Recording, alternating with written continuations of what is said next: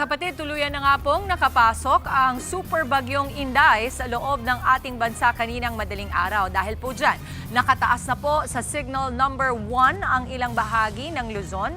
Yan at iba pang mga update ihatid po sa atin ating weather Tito Alvin Pura na laging may panahon para sa iyo. Good morning kapatid, Tito Alvin.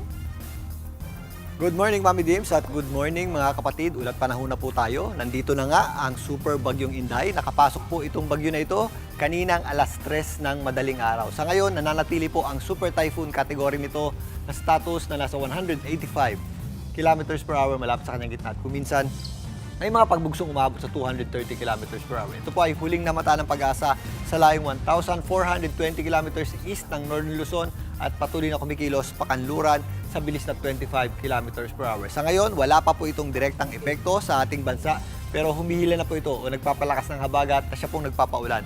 Dito naman, particularly sa kanlurang bahagi ng ating bansa. Ito pong bagyong si Inday ay inaasahan natin na magpapatuloy kumilos, pakanluran, hilagang kanluran, patungo po dito sa direksyon ng Taiwan at hindi po natin inaasahang maglandfall o tumama sa lupa.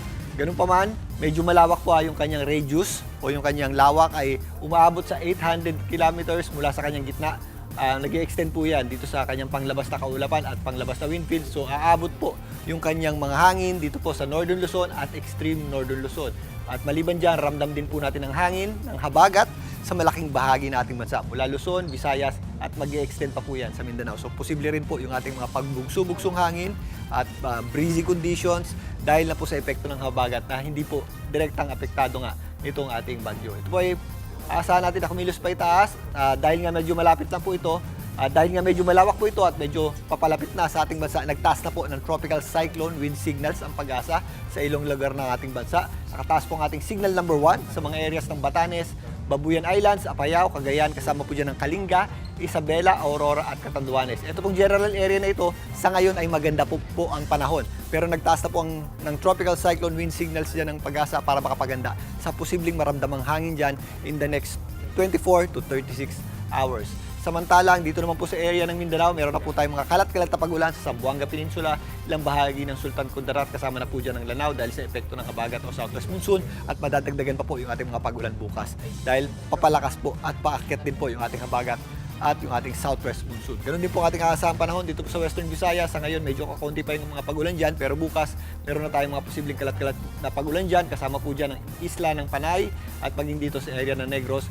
Kasama na rin po dyan ang Mimaropa, mas madadagdagan na po yung ating mga pag-ulan dyan. Pero sa darating na Thursday hanggang Friday, mas marami po tayong mga pag-ulan aasahan, lalong-lalo na po dito sa general area ng Mindoro at hilagang bahagi ng Palawan. Sa Metro Manila naman at malaking bahagi po ng Luzon, sa ngayon wala pa pong epekto itong habagat at wala pa rin pong epekto yung pagtawid nitong super bagyong Inday sa atin. Ang mga pag-ulan nating naranasan kahapon ay dulot pa lamang ng mga thunderstorms. Pero kapag meron tayong thunderstorms, biglang buhos po yan ng malakas na pag-ulan na kadalasang nangyayari tuwing hapon at gabi. Na kung saan, nagpapabaha po yan especially sa mga mabababang lugar, mga baradong kalsada at mga drainage at nagdudulot din po ng matinding traffic. Paghandaan din po natin yan mga kapatid. Sa ngayon nga, dito sa Metro Manila magpapatuloy pa rin po ang maaliwalas sa panahon. Ngayong umaga hanggang tanghali may kainitan pa rin po pero sa hapon nagiging maulap po yung panahon natin at posible nga yung ating mga afternoon showers at thunderstorms.